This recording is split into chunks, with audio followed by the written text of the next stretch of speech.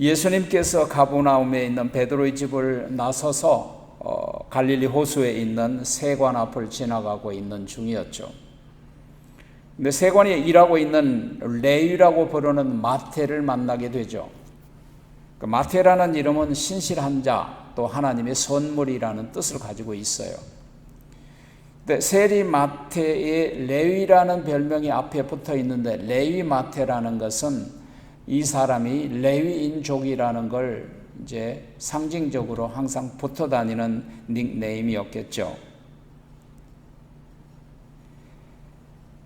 마치 이것은 베드로가 시몬이라는 별명을 가지고 있는 것과 같고, 또 마가의 다락방 주인 마가복음의 저자 요한이라고 하는 마가라고 별명이 붙어 있는 것 같고, 또 사도 바울에게 사울이라는 별명이 있는 것과 같은 그런 내용입니다.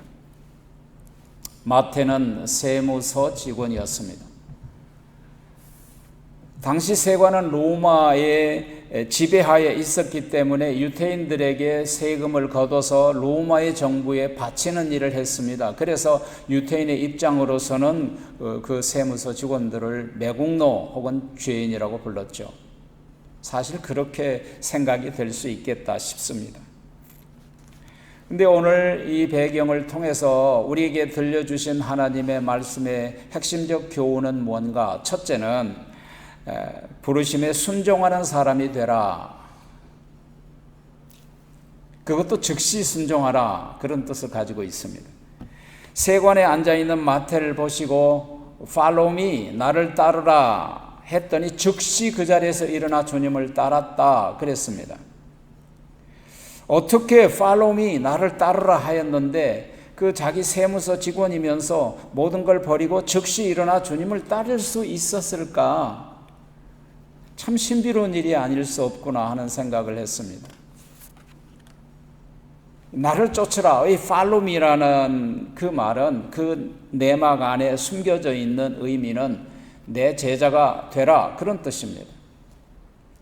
어떻게 하던 일을 버리고 명령이 끝나자마자 즉시 일어나서 주님을 쫓을 수 있단 말입니까? 세관원은 돈도 많고 철밥통의 직장을 가지고 있기 때문에 마태로서는 주님의 명령에 대하여 우리 같으면 좀 생각도 해보고 저울질도 좀 해보고 따져보아야 되지 않겠어요? 그런데 마태는 주저함 없이 그 명령을 듣자마자 즉시 벌떡 일어나 주님을 따라간 것입니다. 참 우리가 그 이유를 좀 알아야 되겠다는 생각을 했습니다. 첫째는 그 부르심에는 신적 권위 앞에 순종할 수가 밖에 없었다라는 것입니다. 예수님이 신적 존재이기 때문에 그 어떤 그 신적 존재의 권위 앞에 그 무릎을 꿇었다는 그런 의미보다는 예수님께서 쫓으라고 하는 그 말씀에 거부할 수 없었던 이유가 있었는데 그것은 구약의 배경 때문입니다. 이건 하나님의 명령으로 받을 수밖에 없었다라는 것입니다. 유태인이라면 과거 구약시대 여호와 하나님께서 선지자들을 부를 때 나를 따르라 할 때 선지자들이 한결같이 즉시 몇몇을 제외하고는 다 주님을 즉시 하나님을 따라갔던 거죠. 그런 배경에 대해서 구약에 대해서 마태 유태인은 특히 레위족이었던 마태는 다 잘 알고 있었다는 거예요. 그러니까 하나님이 부르심을 받으면 즉시 따라가야 한다는 그러한 마음이 있었다라는 것입니다. 이는 신앙의 결단의 시급성을 강조한 말인데 내 제자가 되라는 하나님의 부르심에 신앙의 결단을 할 수밖에 없었다는 것입니다. 마태는 그 명령을 하나님의 명령으로 받아들였습니다. 물론 이 예수님이 나를 쫓으라고 할 때 마태뿐만이 아니라 우리가 그 복음서를 보면 12 제자가 다 한결같이 다 그렇게 했습니다. 거부한 사람이 없었습니다. 바로 그런 배경 때문입니다. 이 모든 것을 버리고 미련이나 후회가 없는 과거의 완전한 결단을 지금 하고 있는 거죠. 둘째로 마태는 현실 속에서 여러 가지 갈등과 불안 요인을 가지고 있었던 사람이에요. 뭐 사람들로부터 손가락질 잘하고 죄인이라고 구박받고 소외감과 그런 취급을 받고 있었기 때문에 마음에 고통이 있었던 사람 중에 하나입니다. 많은 재물을 가지고 있었지만 마음의 참 평안을 느끼지 못하고 살았어요. 마태는 예수님의 소문을 이미 들었죠. 같은 동네니까. 세관에 앉아있던 그 자리에서 예수님의 부르심을 받고 그는 즉시 일어났는데요. 참 놀라운 일이 아닐 수 없어요. 마태는 주님이 부를 때 모든 것을 다 버리고 주님을 쫓아갔습니다. 모든 것을 버리고 즉시 주님을 쫓았다는 것은 굉장한 결단력이 아니고는 그렇게 할 수가 없는 거죠. 평소에 예수님에 대한 사모한 마음이 분명히 그 결과를 낳았을 거예요. 구원은 이렇게 준비된 마음에서 오는 것입니다. 지금도 하나님은 준비된 사람을 구원하시고 준비된 사람을 부르십니다. 때로는 준비된 사람을 축복하십니다. 세 번째, 마태는 영혼에 대한 갈급함이 그래서 있었습니다. 그리스도인은 더 귀하고 더 가치 있는 것이 무엇인가를 발견할 수 있어야 됩니다. 예수님이 여러 가지 비유 가운데서 밭에 있는 보화를 발견하고 전 재산을 팔아서 그 보화를 자기 것으로, 그 밭을 사서 자기 것으로 삼았던 한 농부의 얘기도 같은 것입니다. 우리가 이 세상 살아나가면서 어떤 것이 정말로 가장 귀한 것인가를 늘 판단하고 결단할 때가 있어야 합니다. 세관의 자리를 버리고 주님을 따라 나선 것은 더 고귀한 것을 얻고자 하는 그 마음의 결단이죠. 그래서 보이는 세상의 좋은 것보다는 보이지 않는 세상의 좋은 것을 따라갈 수 있었던 사람이었습니다. 제가 여기서 좀 받아야 될 교훈이 있는데, 제가 일본 말 가운데 가장 먼저 배웠던 게 뭐냐면 이것도와 이송해 이것도와 요이것도 하야쿠 야루베루, 하야쿠 야루베키, 뭐 좋은 일에는 빨리 하라, 그런 뜻입니다. 이것도와 이송해, 요이것도와 이송해. 좋은 일, 일본 말에 보면 좋은 건 빨리 해라, 참 좋잖아요. 근데 모든 사람들이 좋은 건 안 하고 나쁜 건 빨리 하라고 하는 그런 품성이 사람들에게는 있죠. 우리는 이 하나님의 부르심에 과연 즉시 순종하고 있을까요? 예배의 부르심에 순종할까요? 말씀의 부르심에 순종할까요? 봉사의 부르심에 순종할까요? 그것이 작든 크든 우리는 그 부르심에 순종할 수 있어야 됩니다. 하나님이 하라고 하신 일을 즉시 일어나 순종하고 있는가? 우리는 과연 선한 일에는 서둘러 실행하고 있는가? 마태 레위가 세관에 앉아 있는 것을 보시고 주님이 그를 부르셨습니다. 부르심을 받은 레위 마태는 예수님을 자기 집으로 초청을 하고 큰 잔치, 대잔치를 베푼 거예요. 그리고 자기 동료들, 세관에서 일하는 동료들, 세리들을 초청하고 예수님과 함께 만날 수 있는 자리를 마련한 거죠. 이것은 어떤 면에서 천국의 초청이라고 할 수 있어요. 왜냐하면 천국의 주인이 그분 거기 계셨기 때문에.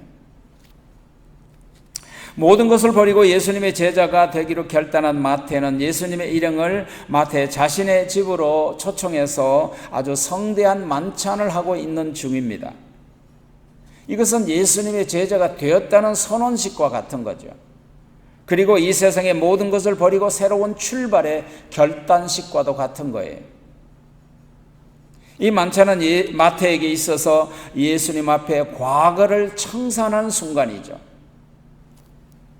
이제는 우리가 주님의 제자로서 살아야 한다는 결단이 오늘 주님 앞에 나온 이 예배 속에도 있어야 합니다. 바로 이것이 결단식이고 이것이 주님 앞에 새로운 삶의 어떤 결단의 순간이 되어야 됩니다. 예수님의 참 제자가 되기 위하여 이제부터 한 알의 밀알이 되어서 마태라는 자아가 완전히 깨어지고 없어지는 순간입니다. 예수님은 마태의 집에서 많은 세리들과 죄인들과 함께 성대한 만찬에 지금 참여하고 있어요. 그런데 여기 이 좋은 일에도 부정적이고 비판적인 사람들이 등장합니다. 항상 그런 것 같아요. 좋은 일에도 항상 비판적인 사람들이 등장해요. 사람들은 좋은 일이라고 다 좋게 여기지 않는다라는 거예요. 그래서 성경에 보면 좋은 일에 조심하라 그랬습니다. 어쨌든 바로 이전의 이 얘기도 마찬가지 아닙니까? 예수님이 38년 된 안진뱅이를 고쳐주실 때도 예수님의 선행을 예수님을 신성 모독죄라고 비판하고 고소하려고 소위 안다고 하는 성경학자들이 그렇게 했습니다. 얼마나 좋은 일입니까? 병자를 고쳐주는데. 그들을 네크로필리아라고 제가 말씀드렸습니다. 이 네크로필리아라는 것은 그들의 의식 속에는 항상 선한 것도 악하다고 악한 시각으로 보고 부정적인 시각을 가지고 있는 사람들이죠. 오늘 본문에도 마찬가지예요. 그들이 누구냐? 오늘 본문에는 바리새인들입니다. 11절에 보면 바리새인들이 보고 그 제자들에게 이르되 어찌하여 너의 선생은 세리와 죄인들과 함께 잡수시느냐? 라고 비판을 해요. 마태에게는 일종의 송별의 성격을 가진 만찬이죠. 그래서 세무서 동료들과 세상 친구들을 대거 동네 사람들을 초청을 합니다.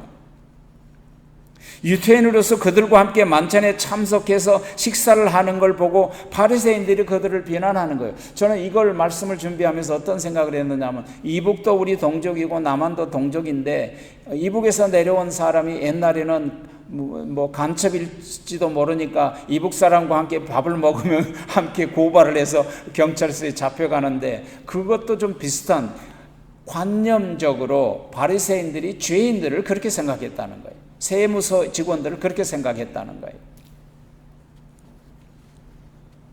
그래서 어찌하여 너의 선생은 유태인으로서 세리와 죄인들과 함께 잡수시느냐라고 비난한 거죠. 이것은 당시 사회적 배경을 알아야 이해가 할 수 있습니다. 유대인들에게 세금을 징수하여 로마 정부에게 바쳤기 때문에 세리를 로마 정부의 앞잡이로 생각했어요. 그리고 부정적 세관원들의 이미지를 가지고 있었기 때문에 그들을 죄인으로 취급했습니다. 이제 세상에서 사회적으로 그렇게 했다는 거죠. 그래서 당시 유대 사회적 도덕 규범이라든가 율법 랍비들은 세리들을 죄인으로 정죄를 했습니다. 그러므로 말미암아 유대인들은 세리를 죄인들과 함께 식사도 할 수 없고 교제도 할 수 없고 물건도 그들과 사고 팔지도 못하게 규정을 했습니다. 아주 사회 법에 그렇게 규정을 했어요. 예수님이 유대 종교 지도자들과 일반 백성들이 멸시하며 상종조차 하지 말라고 했던 세리와 죄인들과 함께 식사를 하는 것은 그 당시에 종교 지도자들의 관점으로 볼 때는 아주 혁명적인 일이에요. 특히 예수님은 랍비였지 않습니까? 유태인이었고. 그렇기 때문에 우리가 주님의 부르심을 받음에 순종해야 하지만 순종한 가운데도 이렇게 부딪히는 일들이 있을 수 있다는 거예요. 어려움을 겪고 고난 가운데 우리가 동참할 수 있다는 것입니다. 그럼에도 불구하고 우리는 주님의 부르심에 즉각 일어나 순종해야 합니다. 두 번째 교훈은 우리가 언제든지 하나님의 뜻이 무엇인지 배워야 한다는 거예요. 예수님은 바리새인들의 비난을 듣고 엄청나게 중요한 진리의 말씀을 선포합니다. 12절인데요. 예수님께서 들으시고 이르시되 건강한 자에게는 의원이 쓸데가 없고 병든 자에게야 쓸데 있느니라 그랬습니다. 이 말씀은 어느 누구도 상상하지 못한 놀라운 예수님의 대답이죠. 아무도 그 말씀에 반박할 수가 없었습니다. 사실 그렇지 않습니까? 예수님께서는 죄인들을 심판하려고 세상에 오신 것이 아닙니다. 도리어 그들을 그 죄에서 해방시키고 그리고 자유함을 주려고 이 세상에 오신 거예요. 그러니까 예수님은 죄인을 사랑하시는 주님이시고 친구로 보내셨습니다. 예수님은 우리의 친구라고 하잖아요. 그렇지 않습니까? 병든 자라야 의원이 쓸데 있는 것처럼 건강한 자가 왜 의원이 쓸데 있겠습니까? 의원이 있어야 할 자리는 어디입니까? 병자들과 함께 하는 것입니다. 마찬가지로 예수님은 영적인 병자들과 함께 죄인들과 함께 하시는 것이 예수님이 있을 것입니다.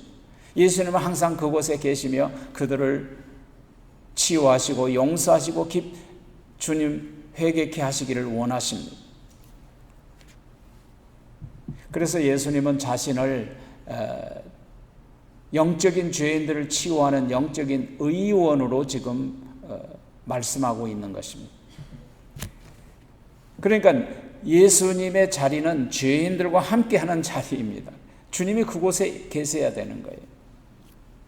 죄인들의 죄를 대신해서 그들을 깨끗이 하시려고 자기 자신을 내어주셨잖아요. 바리새인들에게는 그들이 스스로 의롭다고 하기 때문에 의원이 필요가 없어요. 치유자가 필요가 없는 거죠.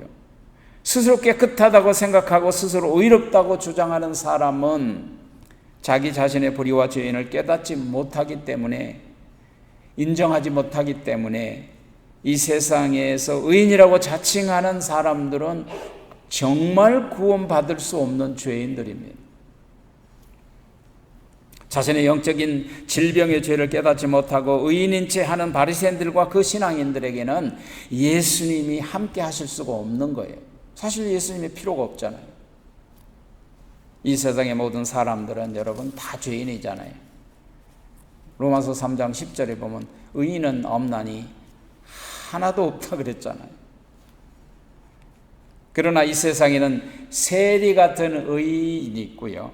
그러니까 세리 같은 의인이 있고 바리새인 같은 죄인이 있습니다. 그러므로 하나님의 지극한 사랑 때문에, 하나님의 풍성한 그 긍휼 때문에 성자 하나님께서 인간으로 오셔서 십자가에 죽으심으로써 피 흘려 불쌍하고 가련한 우리를 구원하신 거예요. 그러니까 긍휼과 사랑이 먼저요, 십자가의 대속의 제물이 나중이에요. 혹시 제가 드린 말씀이 이해가 되시나 모르겠어요. 다시 말하면 하나님의 사랑이 먼저요, 제사가 나중이라 이 말이에요. 바로 그것을 너희는 가서 배우고 오라고 말씀하시는 거예요, 예수님이. 그러므로 너희는 가서 내가 긍휼을 원하고 제사를 원치 아니하노라 한 이 말씀이 무엇인지 가서 배우고 오라고 말씀하시는 거예요. 바리새인들과 서기관들은 하나님에 대해서 제대로 알지도 못하면서 자기들이 제일인 줄 알고 예수님께서 세리들과 죄인들과 함께 긍휼히 여기시고 그들을 불쌍히 여기신 예수님을 보고 도리어 비난하고 정죄하고 있는 거예요. 그래서 너희는 가서 하나님의 말씀을 더 배우고 오라고 말씀하시는 거죠. 다시 말하면 그들은 본질은 없고 외적인 의식과 형식에만 매달려 있었다는 거죠. 모양만 갖추면 종교적 의무를 다 한 것이라고 착각한 거예요. 내가 긍휼을 원한다는 말은 예수님은 긍휼을 베풀기를 원하고 예수님 자신이 긍휼이라는 거죠. 그러니까 긍휼에 대하여 우리가 꼭 한 가지 알고 넘어가야 될 거 있어요. 우리가 항상 긍휼 하나님, 긍휼이라는 말을 쓰는데요. 정말 이 긍휼이라는 말은요, 불쌍히 여긴다는 이 마음은 단순한 감정을 넘어서 마음을 행동으로 ом기는 의미가 있습니다. 너무나도 불쌍해서 속에서 나오는 깊은 연민을 뜻하는 스프랑크네조이, 스프랑크니조마이라는 말이에요. 스프랑크니조마이라는 말은 내 속에 있는 창자가 끊어지는 고통을 당한다는 거예요, 여러분. 우리 말에 그런 말이 있잖아요. 애간장이 탄다 그러잖아요. 애가 뭐예요? 간이잖아요. 애간장이 타는 마음이에요. 어떤 때는 속이 문드러진다 그러잖아요. 그 비슷한 얘기입니다. 예수님이 이 세상을 바라보고 죄인을 바라볼 때 바로 그 애간장이 타는 마음을 가지는 것, 그것이 뭐예요? 긍휼이라 그 말입니다. 그래서 이 긍휼은 하나님의 헤세드의 사랑이에요. 하나님의 헤세드의 사랑이라는 결코 변할 수 없는 언약적인 사랑을 행함으로 옮긴다는 뜻입니다. 바로 그것을 알아라. 애간장이 녹아서 견딜 수가 없어서 우리를 긍휼히 여기시고 불쌍히 여기신 그 하나님, 그 헤세드의 언약적 변할 수 없는 사랑 때문에 행동으로 옮겨서 이 세상에 오셨다 그 말입니다. 그게 긍휼입니다. 본문에 보면 하나님의 뜻이 무엇인지 배우고 오라. 이 요한복음에 보면 요한복음 6장 40절에 보면요, 내 아버지의 뜻은 아들을 보고 믿는 자마다 영생을 얻는 것이니라 그랬습니다. 오늘 본문에서 하나님의 뜻은 제사보다도 궁유를 먼저 앞세우고 계십니다. 궁유를 가서 알고 배우고 오라는 것이죠. 그 뜻이 뭔가를 알아는 것입니다. 호세아 6장 6절의 말씀을 인용하는 거예요. 호세아 6장에 보면 에브라임아 내가 네게 어떻게 해주랴? 유다야 내가 너에게 어떻게 하랴?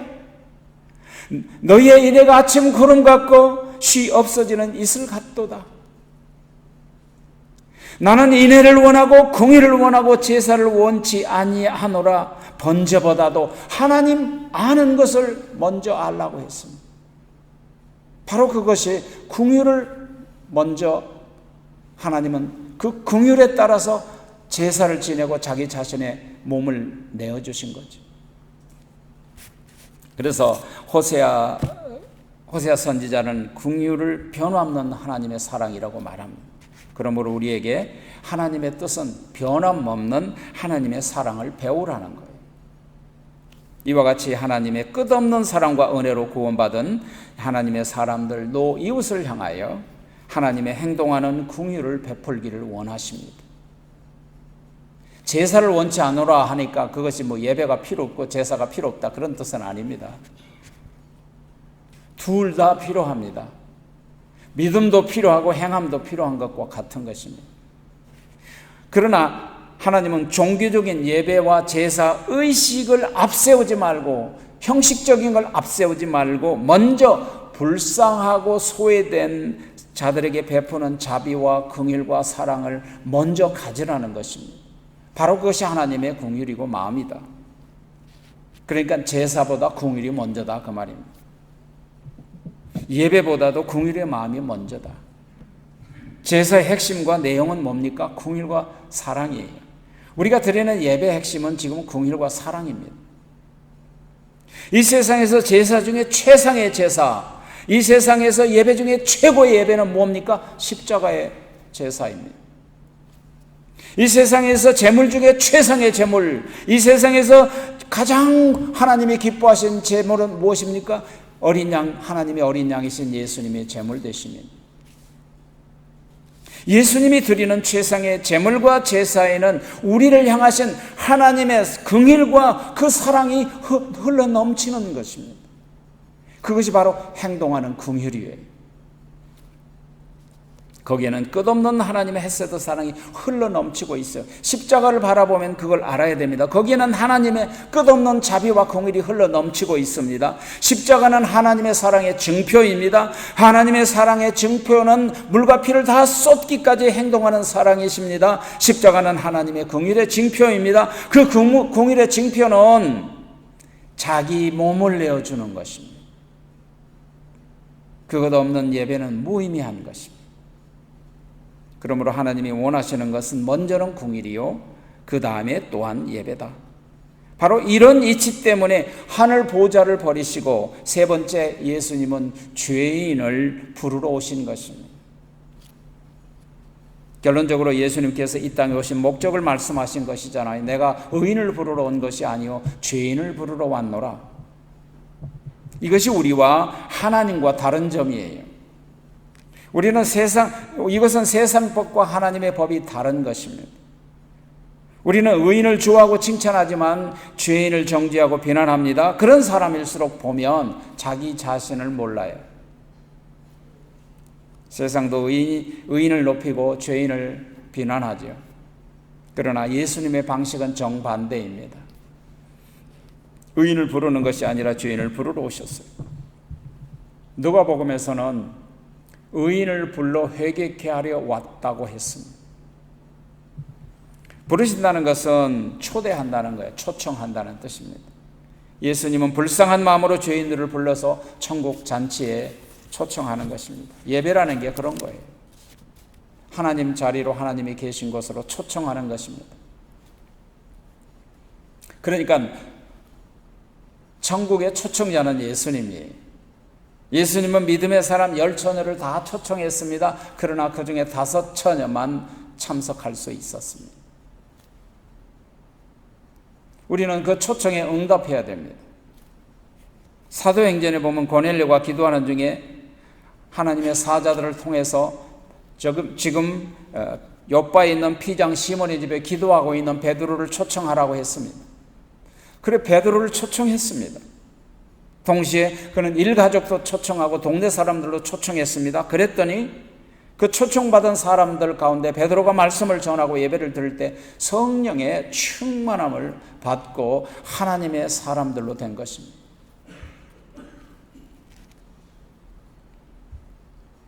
주께 부르심을 받은 사람은 우리가 주님으로부터 부르심을 받은 사람들입니다. 또한 우리도 다른 사람을 초청해야 합니다. 그것이 우리에게 향하신 하나님의 원하심입니다. 주님의 용서를 받은 사람은 다른 사람을 용서해야 됩니다. 주님의 사랑을 받은 사람은 다른 사람을 사랑해야 됩니다. 주께 부르심을 받은 사람은 마찬가지로 다른 사람을 부르심의 일에 함께 동참해야 됩니다. 그러니까 하나님의 관심은 의인이 아니고 죄인의 관심이 있습니다. 하나님의 관심은 구원받은 사람들보다 구원받지 못한 사람들에게 더 불쌍히 여김을 가지고 계십니다. 한 영혼을 온 천하보다도 귀하게 여기시는 주님의 사랑을 볼 수 있습니다. 사람들에게 손가락질 당한 그 죄인들을, 그 죄인 취급을 받은 세리들과 함께 주무시고 함께 먹고 마시는 주님의 마음이 바로 긍휼의 마음, 행동하는 긍휼입니다. 여기서 우리가 깨달아야 할 것은 주님이 부르시는 대상은 세상에서 소외당하고 죄인 취급을 당하는 그런 사람들에게 먼저 관심을 가지라는 거예요. 기독교의 복음은요, 죄인들에게 희소식이에요. 교회 전도 대상은 바로 이런 죄인 취급받은 사람들에게 주님의 마음을 가지고 초청을 해야 돼요. 주님의 눈을 가지고 접근해야 됩니다. 그런데 우리의 눈은 지금 어떤 사람들에게 관심이 있고 누구에게 관심이 있습니까? 뭐 형편이 이거밖에 안 돼 라고 말하기 전에 그 형편에 동참하셔야 됩니다. 주님은 이 세상에 의인을 부르러 온 것이 아니라 죄인을 부르러 오셨다고 분명히 말씀하셨습니다. 복음은 죄인들에게 기쁜 소식입니다. 그리고 소외당하고 멸시당하는 사람들에게 눈길을 돌려야 됩니다. 예수님을 따라가는 삶의 목적이 무엇입니까? 주님을 섬기는 일입니다. 주님을 섬기는 일 중에 가장 큰 사명은 무엇입니까? 죄인을 불러 주님께 인도하는 것입니다. 예수님은 사람이 나를 섬기려면 나를 따르려니 나도 그곳에 나를 섬기는 자와 함께 있겠으니 사람이 나를 섬기면 내 아버지께 귀하게 여김을 받으리라고 하셨습니다. 요한복음 12장 26절입니다. 사랑하시는 여러분, 귀하게 여김을 받는다는 건 그 어떤 것보다도 값지고 귀하게 취급해 주시겠다는 것입니다. 우리가 하나님으로부터 귀하게 여김을 받으시려면 바로 이와 같이 주님의 일에 동참하고 주님을 따라가면서 때로는 희생하고 때로는 봉사하고 그럴 때 주님이 우리를 더 값 있게 취급해 주시고 대우해 주실 줄 믿습니다. 아버지